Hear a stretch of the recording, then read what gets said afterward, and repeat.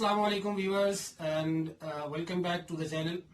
پچھلی ویڈیو میں ہم نے مطلع اور مقطع پہ بات کی اور آج ہم قافیہ اور ردیف پر بات کریں گے. یہ تو آپ جانتے ہی ہیں کہ شعر کے آخر میں آنے والے ہم آواز الفاظ قافیہ کہلاتے ہیں اور قافیہ کے بعد جو لفظ یا الفاظ ہو بہو دہرائے جائیں وہ ردیف کہلاتے ہیں. لیکن آج ہم قافیہ اور ردیف پر ذرا ڈیٹیل میں بات کریں گے.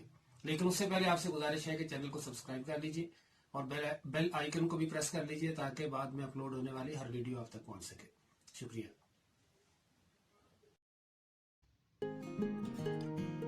قافیہ عربی زبان کا لفظ ہے اور اس کی جمع قوافی ہے. اس کا لغوی معنی ہے پیچھے آنے والا یا پے در پے آنے والا. 9th اور 10th کے بورڈ کے امتحان میں اور اسی طرح فرسٹ ایئر کے بورڈ کے امتحان میں MCQs میں یہ سوال پوچھ لیا جاتا ہے کہ قافیہ یا ردیف یا مطلع یا مقطع ان کا لغوی معنی کیا ہے. تو لغوی معنی معلوم ہونا چاہیے تاکہ اس سوال کا نمبر ضائع نہ ہو.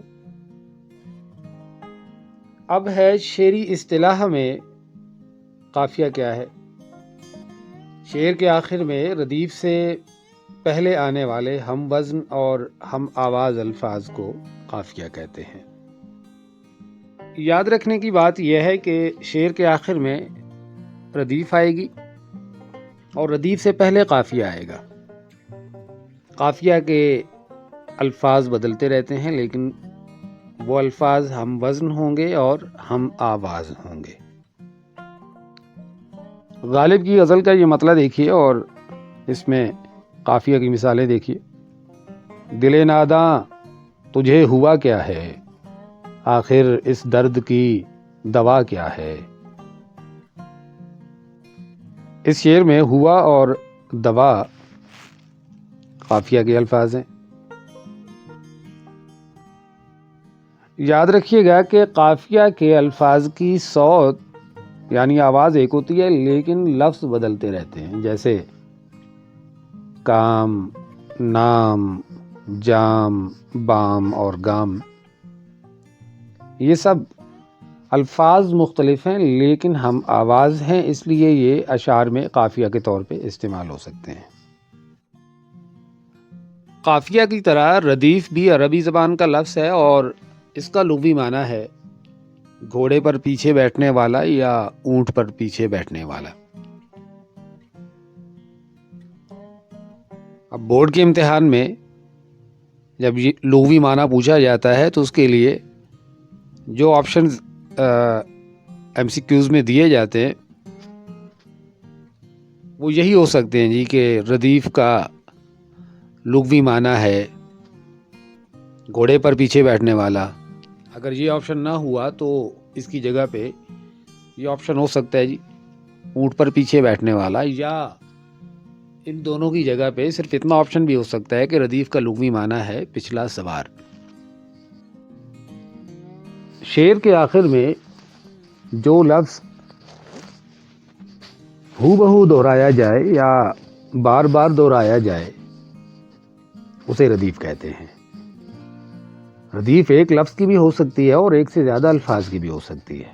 یہ بات یاد رکھنے کی ہے. یعنی یک لفظی ردیف بھی ہو سکتی ہے غزل میں اور کثیر لفظی ردیف بھی ہو سکتی ہے. اس کی چند ایک مثالیں دیکھیے. بس کے دشوار ہے ہر کام کا آساں ہونا، آدمی کو بھی میسر نہیں انسان ہونا. غالب کی غزل کا مطلع ہے اور اس کی ردیف ہے ہونا. جان ایلیا کی غزل کا مطلع ہے خوب ہے شوق کا یہ پہلو بھی، میں بھی برباد ہو گیا تو بھی. اس میں بھی ردیف ہے، یک لفظی ردیف ہے. یک لفظی ردیف کے بعد کثیر لفظی ردیف کی مثال دیکھیے. تو جہاں ہے وہاں نہیں ہوں میں، دیکھ ورنہ کہاں نہیں ہوں میں. یہاں سے لفظی ردیف استعمال ہوئی. 3 الفاظ پر مشتمل ہے ردیف. جمال اوڑھے ہوئے اور نکھار پہنے ہوئے، وہ گل بدن ہے کوئی لالا زار پہنے ہوئے. اس غزل میں 2 لفظی ردیف برتی گئی ہے. کثیر لفظی ردیف میں جون صاحب کی یہ غزل دیکھیے ذرا. ہے بکھرنے کو یہ محفل رنگ و بو، تم کہاں جاؤ گے ہم کہاں جائیں گے. ہر طرف ہو رہی ہے یہی گفتگو، تم کہاں جاؤ گے ہم کہاں جائیں گے. ایک جنوں تھا کہ آباد ہو شہر جہاں، اور آباد جب شہر جاں ہو گیا. ہیں یہ سرگوشیاں در بدر کو بکو، تم کہاں جاؤ گے ہم کہاں جائیں گے. ایک بہت ضروری بات جو ہمیشہ یاد رہنی چاہیے کہ یہ ضروری نہیں ہے کہ ہر غزل میں ردیف استعمال ہو.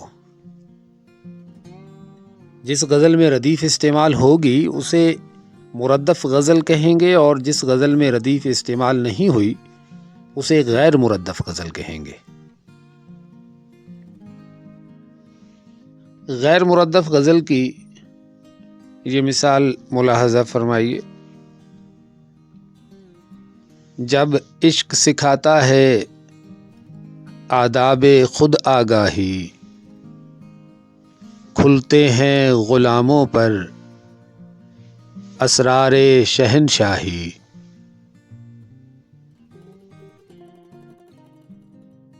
آج کے لیے اتنا ہی. ویڈیو کو لائک اور شیئر ضرور کیجیے گا، اور اپنا بہت سا خیال رکھیے گا. فی امان اللہ.